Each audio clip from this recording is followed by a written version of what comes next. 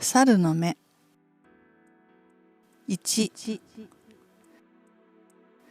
第4の女は語る。私は文久元年鳥年の生まれでございますから、当年は65になります。江戸が瓦解になりました明治元年が8つの年で、吉原の切ほどきが明治5年の10月、私が12の冬でございました。ご承知でもございましょうが、この年の11月に暦が変わりまして、12月3日が正月元日となったのでございます。いえ、どうも年を取りますとお話がくどくなってなりません。前置きはまずこのくらいにいたしまして、本文に取り掛かりましょう。まことにくだらない話で、皆様方の前で司祭らしく申し上げるようなことではないのでございますが、席順がちょうど私の番に回ってまいりましたので、ほんの申し訳ばかりにお話をいたしますのですから、どうぞお笑いなくお聞きください。まことにお恥ずかしいことでございますが、その頃私の家は吉原の廓内にありまして、引き手茶屋を商売にしておりました。江戸の昔には吉原の妓楼や引き手茶屋の主人にもなかなか風流人がございまして、徘徊をやったり書画をいじくったりして、いわゆる文人墨客というような人たちとお付き合いをしたものでございます。私の祖父や父もまずそのお仲間でございまして、歌麿の書いた屏風だとか、法一上人の書いた掛け軸だとかいうようなものがたくさんにしまってありました。祖父は私が3つの年に没しまして、明治元年江戸が東京と変わりました時には、当主の父は32で、名は一兵衛と申しました。それが代々の主人の名だそうでございます。何しろ急に世の中がひっくり返ったような騒ぎですから、世間一統がひどい不景気で、芝居町や吉原やすべての遊び場所がみんな火の消えたような始末。おまけに新富町には新島原の廓が新しくできましたので、その方へもお客を引かれる。私の父などはいっそもう商売をやめてしまおうかなぞと言ったぐらいでしたが、母や同商売の人にも意見されて、もう少し世の成り行きを見ていようといううちに、京橋の真ん中に遊郭など置くのはよくないというので、新島原は間もなくお取り潰しになりまして、妓楼はみんな吉原へ移されることになりました。これで少しは息がつけるかと思っていると、明治5年には前に申した通りの切ほどきで、今までの遊女や芸妓は人身売買であるからよろしくないというので、一度にみんな解放を命ぜられました。今日では将棋解放と申しますが、その頃は普通一般に切ほどきと申しておりました。さあこれがまた大変で、早く言えば吉原の廓がぶっ潰されるような大騒ぎでございました。しかしその時代のことですから、何事もお上のお指図次第で、誰も苦情の申しようはございません。もちろんそれで吉原が潰れっきりになったわけではなく、再び備えを立て直して相変わらず商売を続けていくことになったのですが、前々から廃業したいという下心があったところへ、こんな騒ぎがまたもや出退したので、父の一兵衛はいよいよ見切りをつけまして、百何十年も続けてきた商売をとうとうやめることに決心しました。さりとて不慣れの商売などをうっかり始めるのは不安心で、士族の商法という生きた手本がたくさんありますから、田町と今戸あたりに5、6軒の佳作があるのを頼りに、固定の下田屋暮らしをすることになりました。父は若い時から俳諧が好きで、下手か上手か知りませんが、三代目八節庵の門人で羅光と呼んでおりまして、すでに流儀の披露も済ませているのですから、曲がりなりにも総昇格でございます。そこでこの場合、自分の好きな道にゆっくり遊びたいというのと、二つには芸が身を助けるというような意味も混じって、徘徊の総称として世を渡ることにしましたが、今までとは違って小さい家へ引きこもるのですから、余計な荷物の置きどころがないのと、邪魔なものは売り払ってお金にしておく方がいいというので、不要のガラクタはもちろんのこと、祖父の代から集めていました書画や骨董の類も大抵売り払ってしまいました。ご承知でございましょうが、明治初年の書画骨董ときたら本当の捨て売りで、菊池要塞や渡辺崋山の名画が1円50銭か2円ぐらいで古道具屋の棚ざらしになっている時節でしたから、歌麿も法一上人もあったものでございません。みんな二足三文に売り払ってしまったのでございます。そんな時分でも母などはなんだか惜しいようだと言っておりましたが、父は思い切りのいい方で未練なしに片っ端から処分しましたが、それでも自分の好きな書が7、8点と屏風一層と骨董類5、6点だけを残しておきました。その骨董類は床の置物とか花池とか文台とかいう類のものでしたが、その中に一つ木彫りの猿の面がありました。それは父が近い頃に手に入れたもので、何でもその前年、明治4年の12月の寒い晩に上野の広小路を通りますと、道端に薄いむしろを敷いて、ちっとばかりの古道具を並べている夜店が出ていました。芝居に出る浪人者のように酒焼きを長く伸ばして肌寒そうな身なりをした40格好の男が、9つか10ぐらいの男の子と一緒にむしろの上にしょんぼりと座って店番をしています。その頃にはそういう夜店商人がいくらでも出ていましたので、これも落ちぶれた士族さんが家の道具を持ち出してきたのであろうと、父はすぐに推量して気の毒に思いながらその店を覗いてみると、めぼしい品はもう大抵売り尽くしてしまったと見えて、店にはろくなものも並んでいませんでしたが、その中にただ一つ古びた面がある。それが目について父は立ち止まりました。これはお払いになるのでございますか？相手が普通の夜店商人でないと見て、父も丁寧にこう聞いたのです。すると相手も丁寧に会釈して、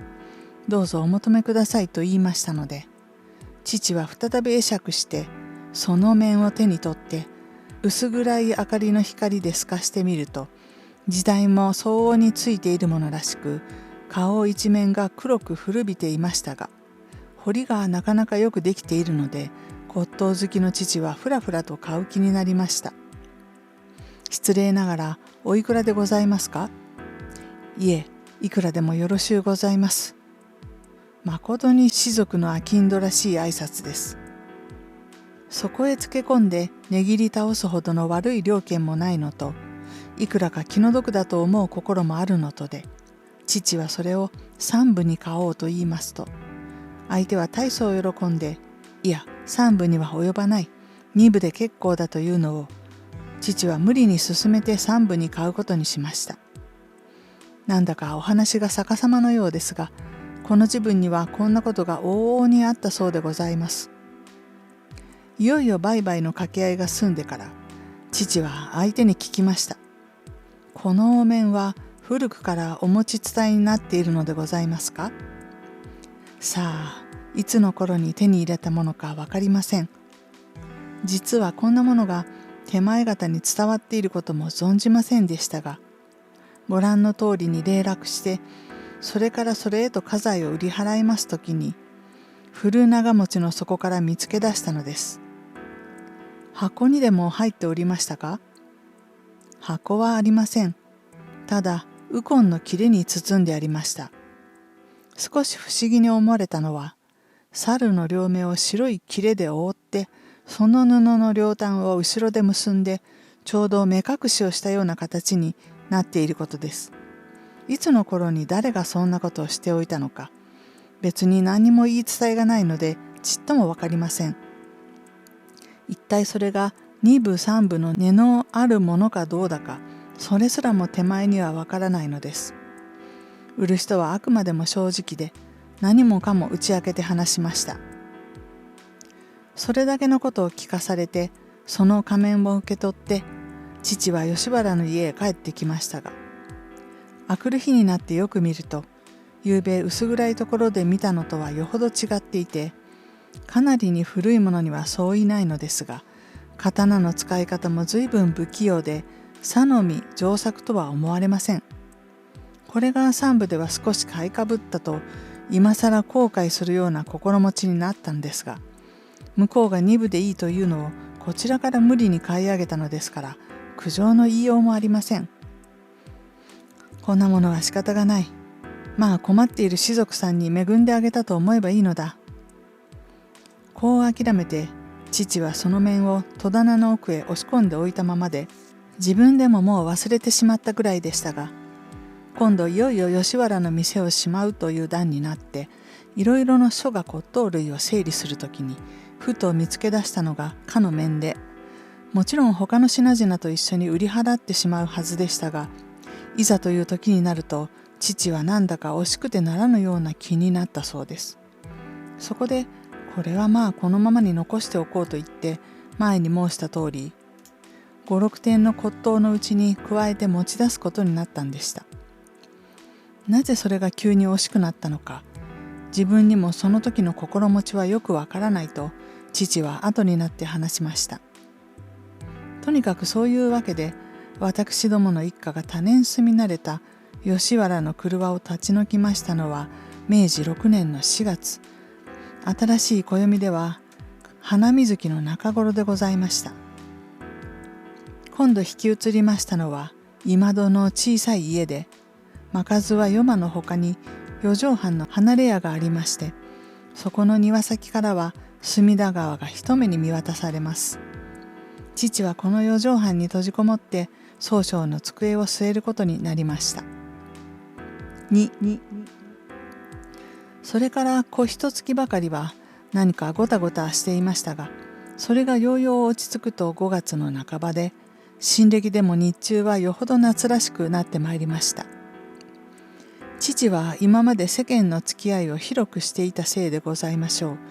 今戸へ引き移りましてからも、訪ねてくる人がたくさんあります。徘徊のお友達も大勢見えます。吉原を立ち退いたらばさぞ寂しいことだろうと、私も子供心に悲しく思っていたのですが、そういうわけで人出入りもなかなか多く、思っていたほどには寂しいこともないので、母も私もないない喜んでおりますうちに、こんな事件が出題したのでございます。前にも申した通り、今度の家は夜まで、玄関の寄り付きが3畳、女中部屋が4畳半、茶の間が6畳、座敷が8畳という間取りでございまして、その8畳の間に両親と私が一緒に寝ることになっていました。そこへ一人の泊まり客ができましたので、まさか玄関へ寝かすわけにもいかず、茶の間へも寝かされず、父が机を控えている離れの4畳半が夜は空いているので、そこへ泊めることにしたのでございます。その泊まり客は四谷の井田さんという質屋の息子で、これも徘徊に凝っている人なので、夕方から訪ねてきて好きな話に夜が更ける。おまけに雨が強く降ってくる。ただいまと違って電車も自動車もない時代でございますから、今戸から四谷まで帰るのは大変だというので、こちらでお泊まりなさいと言い、井田さんの方でも泊めてもらおうということになったのです。女中に案内されて、井田さんは離れの4畳半に寝る。私どもはいつもの通りに8畳に寝る。女中2人は台所の隣の4畳半に寝る。雨には風が混じってきたと見えて、雨戸をゆするような音も聞こえます。場所が今戸の貸ですから、隅田川の水がザブンザブンと岸を打つ音が枕に近く響きます。なんだか怖いような晩だと思いながら、私は寝床へ入って、いつかうとうとと眠りますと、やがて父と母との話し声で目が覚めました。井田さんはどうかしたんでしょうかと母が不安らしく言いますと、なんだかうなっているようだなと父も不審そうに言っています。それを聞いて私はまたにわかに怖くなりました。夜が更けて雨や風や波の音はいよいよ高く聞こえます。ともかく行ってみよう。父は枕元の手食を飛ばして縁側へ出ました。母も床の上に置き直って様子をうかがっているようです。離れといってもすぐそこの庭先にあるので、父は傘もささないで出て行って離れへ入って何か井田さんと話しているようでしたが、雨風の音に消されてよくも聞こえませんでした。そのうちに父は帰ってきて笑いながら母に話していました。井田さんも若いな。何かあの座敷に化け物が出たというのだ。冗談じゃない。まあどうしたんでしょう。母は半信半疑のように考えていると、父はまた笑いました。若いと言ってももう22だ。子供じゃない。つまらないことを言って夜中に人騒がせをしちゃ困るよ。父も母もそれぎり寝てしまったようですが、私はいよいよ怖くなって寝られませんでした。本当にお化けが出たのかしら。こんな晩だからお化けが出ないとも限らない。そう思うと目が冴えて、小さい胸に動悸を打って、とても再び眠ることはできません。早く夜が明けてくれればいいと祈っていると、浅草の鐘が2時をつく。その途端に離れの方では何かドタバタいうような音がまた聞こえたので、私ははっと思って髪の壊れるのもいとわずに頭からヤグを引っかぶって小さくなっていますと、父も母もこの物音で目を覚ましたようです。また何か騒ぎ出したのか、どうも困るな。父は口小言を言いながら再び手食をつけて出ましたが、急に驚いたような声を出して母を呼びました。母も驚いて縁側へ出たかと思うと、また引っ返して慌ただしく行灯をつけました。どうもただごとではないらしいので、私もすくんでばかりはいられなくなって、怖いもの見たさにヤグからそっと首を出しますと、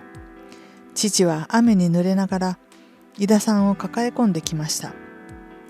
井田さんは真っ青になってただ黙っているのですが、離れから庭へ転げ落ちたと見えて、寝巻きの白い浴衣が泥だらけになっています。母は女中たちを呼び起こして台所から水を汲んできて井田さんの手足を洗わせる。他の寝巻きを着せ替える。しばらくごたごたした後に井田さんもようよう落ち着いて水を一杯くれという。水を飲んでほっとしたようでしたが、それでも井田さんの顔はまだ水色をしていました。お前たちはもういいからあっちへ行っておやすみ。父は女中たちを部屋へ下がらせて、それから井田さんに向かって一体どうしたのかと聞きますと、井田さんは低い声で言い出しました。どうもたびたびお騒がせ申しまして相すみません。さっきも申した通り、あの四畳半の離れに寝かしていただいて、枕についてうとうとと眠ったかと思いますと、急になんだか寝苦しくなって、誰かが髪の毛をつかんで引き抜くように思われるので、夢中で声を上げますと、それがあなた方にも聞こえまして、宗匠がわざわざ起きてきてくださいました。宗匠は夢でも見たのだろうとおっしゃいましたが、夢かうつつか自分にもはっきりとは分かりませんでした。それから再び枕につきましたが、どうも目が冴えて眠られません。幾度も寝返りをしているうちに、またなんだか胸が重苦しくなって、髪の毛がかきむしられるようにも思われますので、今度は一生懸命になって、体を半分起き直らせて、枕元をじっと伺いますと、暗い中で何か光るものがあります。はて、何か知らんとこわごわ見上げると、柱にかけてある猿の面。その二つの目が青い火のように光り輝いて、こっちを睨みつけているのでございます。私はもうたまらなくなりまして、慌てて飛び出そうとしましたが、雨戸の線がなかなか外れない。ようようこじ開けて庭先へ転げ出すと、土は雨に濡れているので滑って倒れて、重ね重ね500回をかけるようなことになりました。井田さんの話が嘘でないらしいことは、その顔色を見ても知れます。シャレや冗談にそんな人騒がせをするような人でないことも普段から分かっているので、父も不思議そうに聞いていましたが、ともかくも念のために見届けようと言って立ち上がりました。母はなんだか不安らしい顔をして父のたもとをそっと引いたようでしたが、父は物に屈しないたちでしたから構わずに振り切って離れの方へ出て行きましたが、やがて帰ってきてうなるようにため息をつきました。どうも不思議だな。私はまたぎょっとしました。父がそういう以上、それがいよいよ本当であるに相違ありません。母も井田さんも黙って父の顔を眺めているようでした。仮面は戸棚の奥にしまい込んでおいたのを、今度初めて離れの柱にかけたのですが、誰も四畳半に寝る者はいないので、その目が光るかどうだか、小一月の間も知らずに住んでいたのですが、今夜この井田さんを寝かしたために初めてその不思議を見つけ出したというわけです。木彫りの猿の目が鬼火のように青く光るとは、聞いただけでも気味の悪い話です。何しろ夜が明けたらばもう一度よく調べてみようということになって、井田さんを茶の間の6畳に寝かしつけて、その晩はそれぎり無事に済みましたが、東が白んで雨風の音も止んで、八幡様の森に明けガラスの声が聞こえる頃まで、私はおちおち眠られませんでした。3、夜が明けると、今日は近頃にないくらいのいいお天気で、隅田川の濁った水の上に青々した大空が広く見えました。夏の初めの晴れた朝は、まことに気分の爽やかなものでございます。夕べろくろく寝ませんでしたので、私はなんだか頭が重いようでございましたが、座敷の窓から川を見晴らして涼しい朝風にそよそよ吹かれていますと、次第に気分もはっきりとなってきました。そのうちに朝のお膳の支度ができまして、父と井田さんとは差し向かいでご飯を食べる。私がそのお給仕をすることになりました。ご飯の間にも夕べの話が出まして、父はあの猿の面を手に入れた由来を詳しく井田さんに話していました。あなた一人でなく、現に私も見たのですから、心の迷いとか目のせいだとかいうわけにはいきません。と、父は箸を休めて言いました。それで思い当たることは、あの面を売った士族の人が、いつの頃に誰がしたのか知らないが、猿の面には、白布を着せて目隠しをしてあったと言いました。その時は別に何とも思いませんでしたが、今となって考えると、あの猿の目には何かの不思議があるので、それで目隠しをしておいたのかもしれません。はあ、そんなことがありましたか。と井田さんも箸を休めて考えていました。そういうわけでは、売った人の居所は分かりますまいね。分かりません。何しろ、おととしの暮れのことですから、その後も広小路をたびたび通りましたが、そんな古道具屋の姿を再び見かけたことはありませんでした。商売の場所を変えたか、それとも在所へでも引っ込んだかでしょうね。ご飯が済んでから父と井田さんは離れへ行って、明るいところで猿の面の正体を見届けることになりましたので、母も私も女中たちも怖いもの見たさに後からそっとついていって遠くから覗いておりますと、父も井田さんも声を揃えて、どうも不思議だ不思議だと言っています。どうしたのかと聞いてみると、その面がどこかへ消えてなくなったというのです。井田さんが戸をこじ開けて転げ出してから夜の明けるまで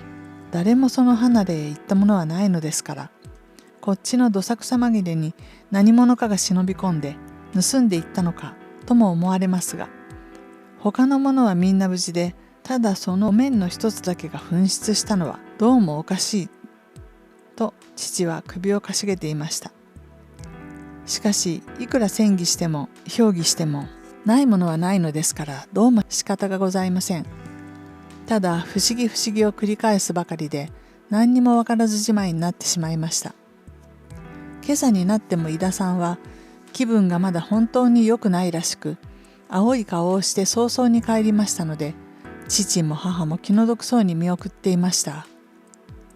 それが元というわけでもないでしょうが、井田さんはその後間もなくブラブラ病で床について、その年の10月にとうとう行けなくなってしまいました。その時世の句は上5文字を忘れましたが、猿の目にしむ秋の風というのだったそうで、父はまた考えていました。時世にまで猿の目を読むようでは、やっぱり猿の一見がたたっていたのかもしれない。そうは言っても、父は相変わらず離れの四畳半に机を控えて、好きな俳諧に日を送っているうちにお弟子もだんだんにできました。どうにかこうにか一人前の総称株になりましたのでございます。それから3年ほどは無事に済みまして、明治10年、ご承知の西南戦争のあった年でございます。その時に父は41、私は17になっておりましたが、その年の3月末に幸平という男がぶらりと訪ねてまいりました。以前は吉原の法官であったのですが、師匠に破門されて廓にもいられず、今では下屋で小さい骨董屋のようなことを始め、傍らには昔なじみのお客のところを回って野太鼓の真似もしているという男で、父とは以前から知っているのです。それが久しぶりで顔を出しまして、実はこんなものが手に入りましたからお目にかけたいと存じて持参しましたという。いや、お前も知っている通り、私は商売をやめるときに代々持ち伝えていた書画骨董もみんな手放してしまったくらいだから、どんな掘り出し物だか知らないが、私のところへ持ってきてもダメだよと父は一旦断りましたが、まあともかく品物を見てくれ、あなたの気に入らなかったらどこかへ世話をしてくれと幸平は臆面なしに頼みながら風呂敷を開けてもったいらしく取り出したのは一つの古びた面箱でした。これは猿お旗本のお屋敷から出ましたもので、箱書きには王の出目の作とございます。出どころが確かでございますから品はお堅いと存じますが、紐を解いて蓋を開けて取り出した面を一目見ると、父はびっくりしました。それはかの猿の面に違いないのです。幸平はそれをどこかで手に入れて、王の出目の作なぞといういい加減の箱をこしらえて高い値に売り込もうという企みと見えました。そんなことは書画骨董屋として珍しくもないことですから、父もさのみ驚きもしませんでしたが、ただ驚いたのはその面がどこをどう回り回って再びこの家へ来たかということです。その出どころを厳しく詮議されて、幸平の化けの皮もだんだん剥げてきて、実は四谷通りの夜店で買ったのだと白状に及びました。その売り手はどんな人だと聞きますと、年頃は46、7、やがて50近いかと思われる士族らしい男だというのです。男の子を連れていたかと聞くと、自分一人でむしろの上に座っていたという。その人相などをいろいろ聞きただすと、どうも上野に夜店を出していた男らしく思われるのです。いくらで買ったと聞きますと、15銭で買ったということでした。15銭で買った面を箱に入れて、王の出目の作でございなぞは、なんぼこの時代でも随分にひどいことをする男で、これだから師匠に破門されたのかもしれません。何にしてもそんなものはすぐに突き戻してしまえばよかったのですが、その猿の面が本当に光るかどうか、父はもう一度試してみたいような気になったので、ともかくもう2、3日預けておいてくれと言いますと、幸平は2つ返事で承知して、その面を父に渡して帰りました。母はその時少し加減が悪くて、寝たり起きたりしていたのですが、後でその話を聞いて嫌な顔をしました。あなた、なぜそんなものをまた引き取ったのです？引き取ったわけじゃない。全く不思議があるかないか、試してみるだけのことだ。と父は平気で言いました。以前と違って私ももう17になっていましたから、ただむやみに怖い怖いばかりでもありませんでしたが、井田さんの死んだことなどを考えると、やっぱり気味が悪くてなりませんでした。父は以前の通り、その面を離れの四畳半にかけておいて、夜中に様子を見に行くことにしまして、母と二人で八畳の間に床を並べて寝ました。私はもう大きくなっているので、この頃は茶の間の六畳に寝ることにしていました。旧暦では何日に当たるのか知りませんが、その晩は生暖かく陰っていて、低い空には弱い星の光が2つ3つ漏れていました。お前たちは構わず寝てしまえと父は言いましたが、面の一見がどうにも気になるので、床へ入っても寝つかれません。そのうちに12時の時計が鳴るのを合図に、次の間に寝ていた父はそっと起きてゆくようですから、私も少し起き返ってじっと耳を澄まして伺っていますと、父は抜き足をして庭へ出て離れの方へ忍んでいくようです。そうして四畳半の戸を静かに開けたかと思う途端に、次の間であっという母の声が聞こえたので、思わず飛び起きて襖を開けてみましたが、行灯は消えているのでよくわかりません。慌てて手探りで火を灯しますと、母は寝床から半分ほども体を這い出させて、畳の上にうつ伏しに倒れていましたが、誰かにたぶさをつかんで引きずり出されたように丸まげがめちゃくちゃに壊れています。私は泣き声を上げて呼びました。おっかさん、おっかさん、どうしたんです？その声に驚いて女中たちも起きてきました。父も庭口から戻ってきました。水や薬を飲ませて介抱して、母はやがて正気に帰りましたが、その話によると、誰かが不意に母の丸まげをひっつかんで、ぐいぐいと寝床から引きずり出したということです。むむと父はため息をつきました。どうも不思議だ。猿の目はやっぱり青く光っていた。私はまたぞっとしました。あくる日、父は康平を呼んでそのことを話しますと、康平も青くなって震え上がりました。こんなものを残しておくのは良くないから、いっそぶち壊して炊いてしまおうと父が言いますと、もともと15銭で買ったものですから、康平にも依存はありません。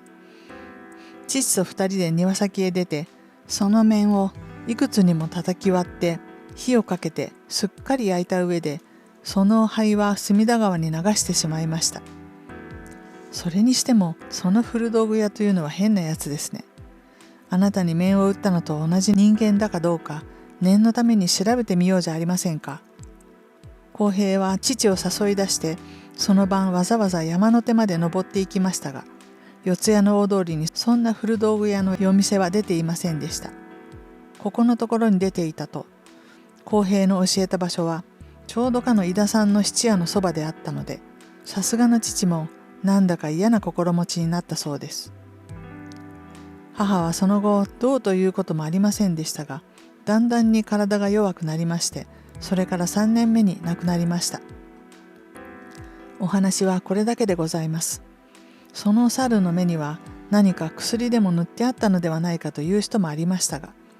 それにしてもその面が消えたり出たりしたのが分かりません。井田さんの髪の毛をかきむしったり、母のたぶさをつかんだりしたのも何者の仕業だか分かりません。いかがなものでしょう。全く分かりませんな。聖夜堂主人もため息混じりに答えた。